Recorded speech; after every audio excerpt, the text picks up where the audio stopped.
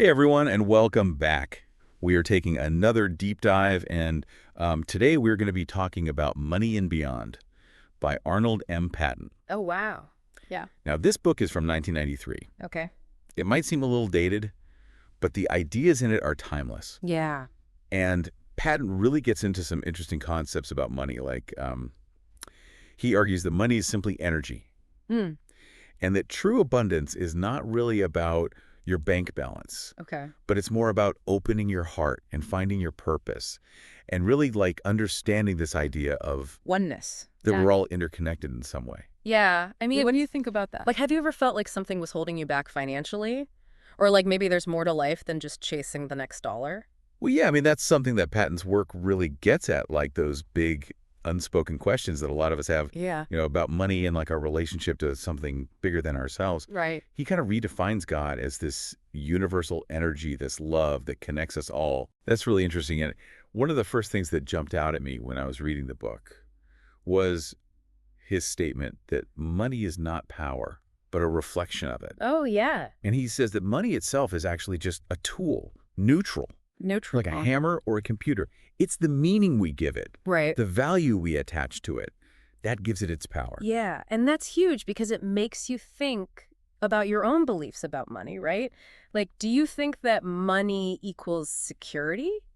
Or even self-worth? Do you catch yourself thinking like, if I just had more money, then I'd be happy? Right, or successful or loved. Exactly. And Patton's like, hey, let's break those beliefs down because they might be holding you back without you even realizing it. Yeah, it's easy to fall into that trap. Totally. But he argues that true abundance stems from a totally different source. Okay. And he talks about this idea of oneness, Okay. which is like the idea that everything, and I mean everything, is interconnected through this universal energy Right. that he calls God or love. Hmm. Think about that. Well, it's like, imagine a spider web and like each strand is connected. Right. That's kind of how Patent views the universe. And when we see ourselves as separate from this oneness, that's what creates fear, competition, and like this feeling that there's just not enough to go around, that scarcity mindset. So instead of like working together and supporting each other, Right. we end up in this constant battle for resources. Exactly. Always striving for more, never really feeling satisfied.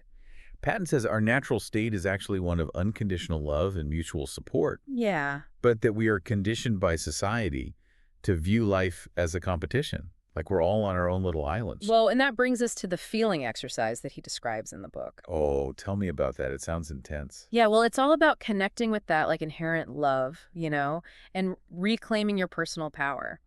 So he wants you to really feel your feelings, like without judging them and like embracing them with love. Sounds simple, right? Right. But in practice, it can be like a real game changer. It's really interesting because he really links that process of like opening your heart directly to financial well-being. Hmm. It's not just like positive affirmations or visualizing wealth. Yeah. It's like this fundamental shift in how we view like life and our place in it and like our connection to everything. I mean, think about it. If you're coming from a place of like fear and scarcity, always worried about getting your share, do you think that attracts abundance? Probably not. When you open your heart and embrace gratitude and see yourself as a part of this interconnected web, then you start to attract a different kind of energy. It also makes you look at that inscription, "In God We Trust," on U.S. currency in a whole new light. Yeah. Patton actually links that to the Founding Fathers' understanding of this interconnectedness. Yeah, like a hidden message right on our money. Yeah, pretty mind-blowing. Totally. Patent suggests they knew that a healthy relationship with money like starts with trusting something bigger than ourselves, in this universal energy of love and connection. And speaking of relationships, let's talk about how our childhood experiences shape our financial reality. Oh. Patent calls these unresolved conflicts from our past core issues. And let me tell you, they can really mess with our finances. Oh, yeah. I think this part really hit home for me. It's like these unconscious patterns play out in our financial lives, even if we're not aware of them. Yeah, it's like running a program in the background of your computer that's affecting everything you do, but you can't even see it. Yeah. So Patent uses this really powerful example he calls if the tenant-landlord scenario to illustrate this. It's like he describes how someone who always struggles to pay rent might actually be projecting like unresolved issues with a parent onto their landlord. Right. and it leads to those financial difficulties. They're like unconsciously recreating the same dynamic from their childhood. And it doesn't have to be parents, it could be siblings, teachers, anyone who had a big impact on your early beliefs about money and worthiness. Right. Until you address those unresolved conflicts, they can keep sabotaging your financial well-being. And I think this is where Patent's approach is really cool, Yeah. because he doesn't just point out the problem. Right. He actually provides tools to address it, Like what? like that feeling exercise we were just talking about. Right. And he also emphasizes the importance of support groups. Hmm. It's not about struggling alone. It's about finding a safe space to really explore those complex emotions and heal those old wounds. Yeah, and it's in those like safe, supportive environments that you can really start to tap into that natural state of unconditional love and abundance that Patton's always talking about. So it's not just about changing your thoughts about money, Right. but it's about addressing those deeper emotional patterns that are holding us back. Exactly. And when you do that work, it's like a dam breaks loose and that energy of abundance can finally flow into your life. That's powerful imagery. Yeah. I like that. And that's really where the idea of mutual support comes in. Remember that spider web? Yeah. We're all connected, right? Like we're meant to support each other. Okay. Patent argues that we thrive in those environments of unconditional love, where we can be vulnerable and share our struggles without judgment. It makes sense. It's hard to do this kind of deep inner work alone. Yeah. Especially when like society tells us to just suck it up, figure it out yourself. Right. Our society really emphasizes individualism and competition, which can make it even harder to embrace that idea of mutual support. Right. But think about it. Have you ever just felt lighter, Yeah. more hopeful after confiding in a friend or mentor? Oh, yeah, for sure. That's the power of connection. It's like we've forgotten that we're a part of a community, Right. part of something bigger. Exactly. Patent reminds us that that interconnectedness, that oneness, is our natural state. It's through societal conditioning that we start to see ourselves as separate, competing with each other. Yeah. So how do we, like, break free from that conditioning? Right. Tap into that natural state of oneness. That's the big question, right? Yeah. Surrounding ourselves with supportive people is a good start. Okay. But Patent has some other like practical suggestions. Okay. He's big on gratitude. Yeah. He sees it as like this powerful tool to shift from a scarcity mindset to one of abundance. I can definitely relate to that. Like, when I focus on what I'm grateful for, Yeah. even like just the little things, Uh-huh. my whole energy shifts. I feel lighter, more abundant. Like, I already have everything I need. Exactly. And Patent takes it even a step further. Okay. He highlights the connection between compassion and generosity, both with money and just in other areas of life. Okay. He says when we see ourselves as connected to others, we naturally want to share what we have and support their well-being. It's like that saying, a rising tide lifts all boats. Right. When we contribute to the well-being of others, we ultimately contribute to our own well-being as well. Exactly. And Patent's idea of compassion extends even further than that. He's talking about feeling compassion for people who, might seem unworthy of support on the surface. Okay. Like people who are struggling financially or who make choices we don't agree with. It's challenging us to look beyond those judgments. Right. See the humanity in everyone. He argues that by withholding love and support from anyone, we're ultimately withholding it from ourselves. Okay. Because we're all part of this web of oneness. So if we're constantly judging and criticizing others, we're doing that to ourselves as well. That's what he suggests. He invites us to open our hearts to everyone, to see them through the lens of compassion, to recognize that their struggles are ultimately our struggles as well.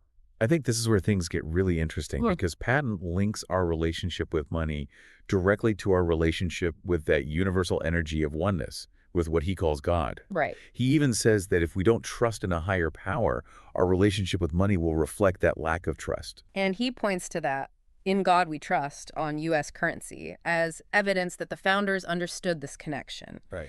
They knew that a healthy relationship with money starts with trusting something bigger than ourselves, that universal energy of love and connection. So what would it look like to approach money from a place of deep trust, both in ourselves and in like this universal flow of abundance? Great question. Yeah. Patent also talks about the importance of integrity in our financial lives. Hmm. He defines integrity as like the state of being whole. Okay. And he suggests that when we feel connected to that oneness, we naturally act with integrity in all areas of our lives, including money. So it's not about following some set of rules. Yeah. It's more about acting from a place of wholeness and alignment with our values. When we see ourselves as separate from others, we're more likely to act in ways that are like dishonest or unethical, Yeah. especially when it comes to money. Right. But when we operate from a place of integrity, Yeah. we understand that what we do to others, we ultimately do to ourselves. Mm-hmm. And there's no need to compete or exploit others because Yeah. we're all in this together. Patent acknowledges that transitioning from a competitive mindset to one of oneness Yeah, can be challenging, for sure. especially in a society that's structured around competition. Yeah. He calls this the transitional period, Okay. and he really encourages us to embrace it with patience and self-compassion. So like you might feel conflicted, like Yeah. you intellectually understand these concepts of oneness and unconditional love, Right. but you still catch yourself reacting from old patterns of fear and scarcity.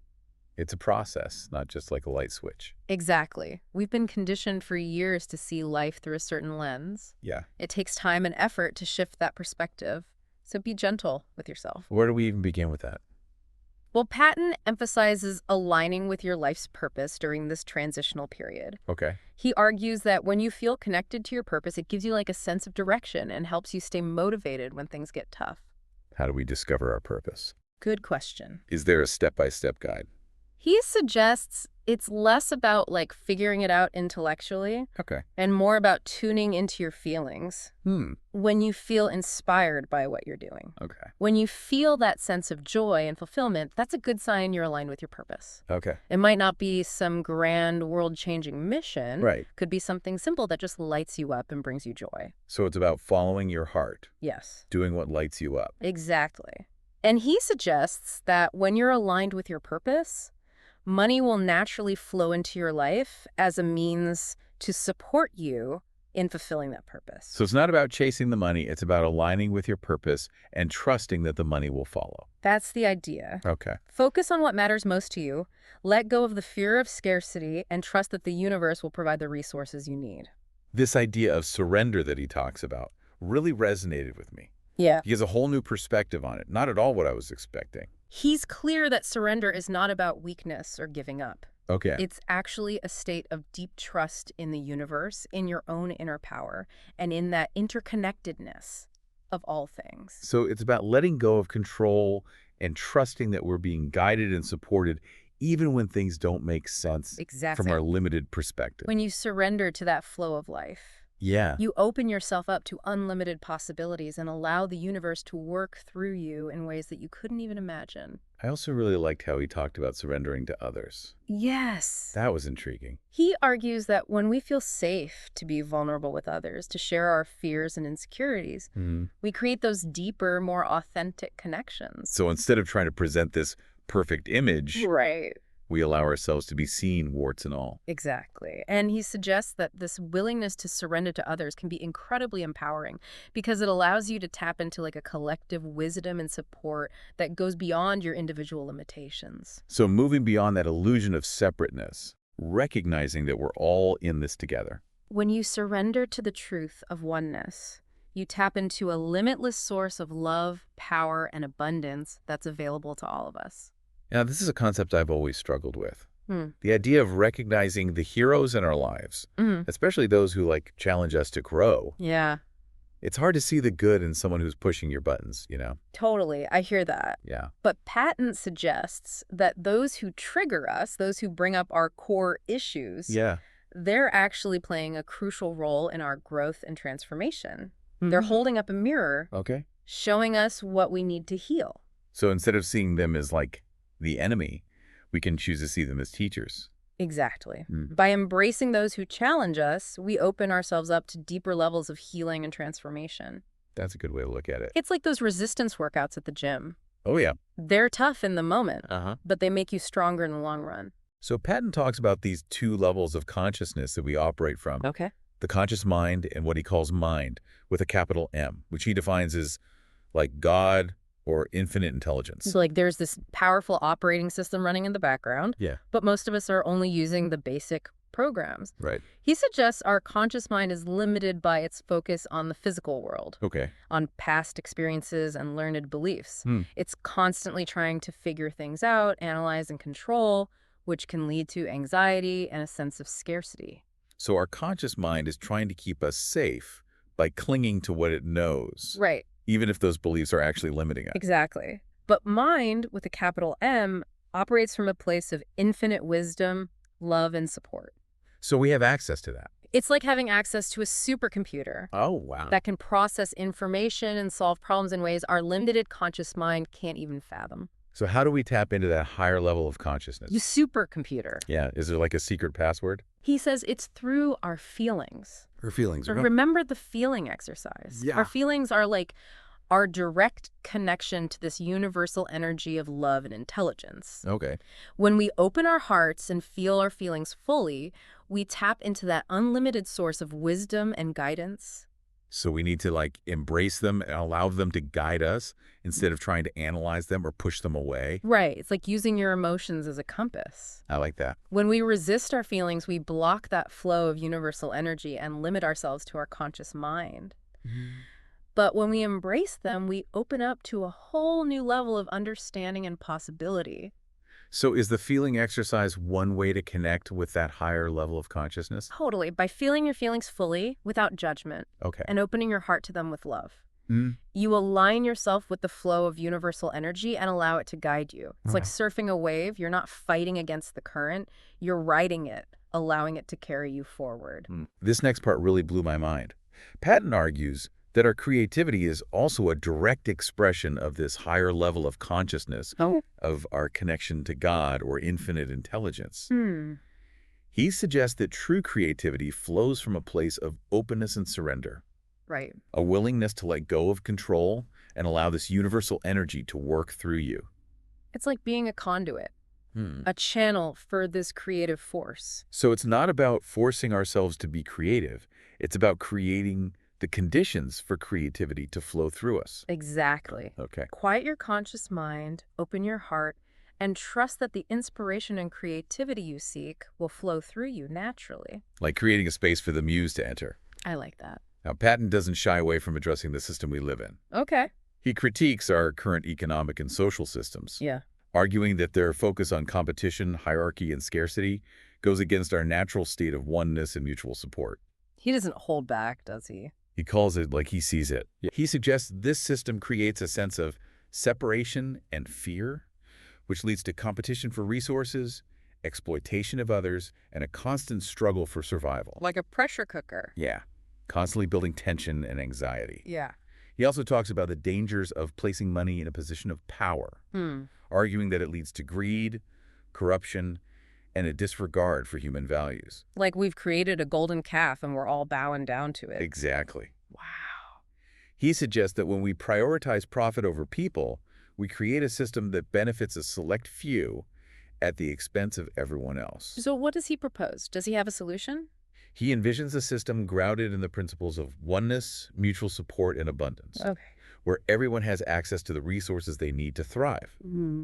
He argues that this kind of system would foster cooperation, creativity, and a sense of shared responsibility for the well-being of all. Like a garden, Yeah. where everyone has a role to play in tending to the plants and sharing in the harvest. It sounds like a pretty big shift from where we are now. It is, but he says it's not about overthrowing the existing system. It's about transforming it from within by shifting our individual and collective consciousness. Okay. It's like planting seeds of change one by one until they grow into a new, more vibrant ecosystem. So it starts with each of us changing our own beliefs and actions. Exactly. Yeah. He argues that as more and more people embrace these principles of oneness and abundance, we'll naturally create a more just and equitable world. It's like a ripple effect. Yes, spreading outward from each person who chooses to embrace this new way of being. He also talks about businesses and the role they can play in this transformation, arguing that businesses can actually be a powerful force for good. Okay. He suggests that when businesses operate from a place of integrity and compassion, they can create positive change, not just in their own companies, but in the wider community as well. So it's not about demonizing businesses. It's about encouraging them to operate in a more ethical and sustainable way. Exactly. He argues that businesses have a responsibility to use their power and resources to create a better world for everyone, not just maximize profits for a few. Okay. Now, before we wrap up, Okay. I wanted to touch on this concept of reaching out with compassion. Okay. It really struck me how he describes compassion as more than just feeling sympathy for those who are suffering. He does take it a step further. He suggests that true compassion involves recognizing our interconnectedness with all beings Right. and understanding that their pain is ultimately our pain. Like we're all part of the same body. Yeah. When one part is hurting, the whole body feels it. So instead of separating ourselves from those who are struggling, we can see their struggles as our own. Exactly. Okay. And he argues that this recognition leads to a natural desire to help, to alleviate suffering, to create a more just and equitable world. It's like realizing that by helping others, we're ultimately helping ourselves. Right. He also suggests that just sending unconditional love and support to those who are struggling can be incredibly powerful, even if we can't physically do anything. Okay. He argues that love is the most powerful force in the universe. When we send it out with intention, it can have a profound impact. So it's like sending a beacon of light and hope into the darkness. Beautiful. He even suggests sending love to people who we might think are unworthy of compassion, like those who are causing harm or acting out of greed. Interesting. He argues that by withholding love from anyone, we actually perpetuate the cycle of pain and suffering in the world. Like trying to extinguish a fire with gasoline. It's a good analogy. So it's about breaking free from judgment and choosing to see everyone through that lens of compassion, even those who seem difficult to love. That's a tough one. It is a lifelong practice, for sure. Yeah. But he argues that it's the key to unlocking our true potential as humans and creating a world where everyone can thrive. This deep dive into money and beyond has been intense. It has. A lot to process. It is. It is. But it's also been so thought-provoking. Right. It's really made me question a lot of my assumptions about money and power and abundance. It definitely challenges like our conventional thinking. You Yeah. know, Yeah. it invites us to see the world through this new lens. One that's not just about getting more, but like becoming more. Exactly. I really liked how Patent encourages us to embrace like the perfection of everything just as it is. Oh, yeah, that's a big one. It's a radical idea, especially when the world's always telling us to strive for more, to be better, to never settle. Right. He says all that judging of ourselves and others just creates resistance. It blocks the flow of love and abundance. So we should just accept ourselves and others' flaws and Right. not try to change everything. And he says that radical acceptance is the key to like unlocking our true potential and experiencing limitless abundance. It's like we're already perfect and whole and complete just as we are. Yeah. And when we really embrace that, everything shifts. Right. He also talks about the power of peacefulness. And he says that true peace comes from aligning with our oneness, with that universal energy. You know, I always thought peacefulness was about avoiding conflict or pretending everything's okay. Yeah. But Patton's talking about something much deeper.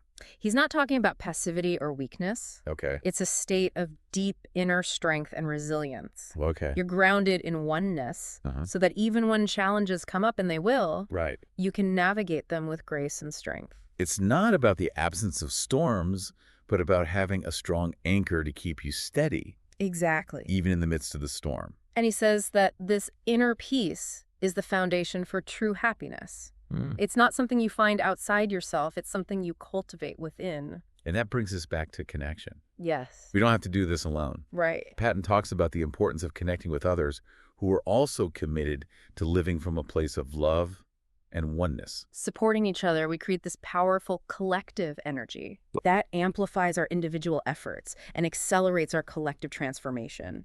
It's like we're all holding lanterns. Yeah. And when we come together, the light becomes brighter. We're all in this together, right? Yeah. Helping each other remember who we truly are and what's really possible. So what does this all mean for our listeners? What's the big takeaway from our deep dive into money and beyond? I think the most important thing is that true abundance isn't about how much money you have, possessions, but of having an open heart, Right. aligning with your purpose, Yeah. and embracing that truth that we're all interconnected. It's not about chasing things. Right. It's about cultivating this deep inner richness Yes. that shines outward. It's realizing that everything we need is already within us, within this web of oneness, this universal energy of love and We abundance. just have to tap into it. Exactly. And remember, you're not alone on this journey. Yeah. There are others who are walking this path. Right. Seek them out, connect with them, support each other. Together, we can create a world that reflects the love and abundance that's already within us. So as we wrap up this deep dive, here's a final thought for you to ponder. If we really are all connected, as Patent suggests, what does that mean for how we view wealth and success and our responsibility to each other?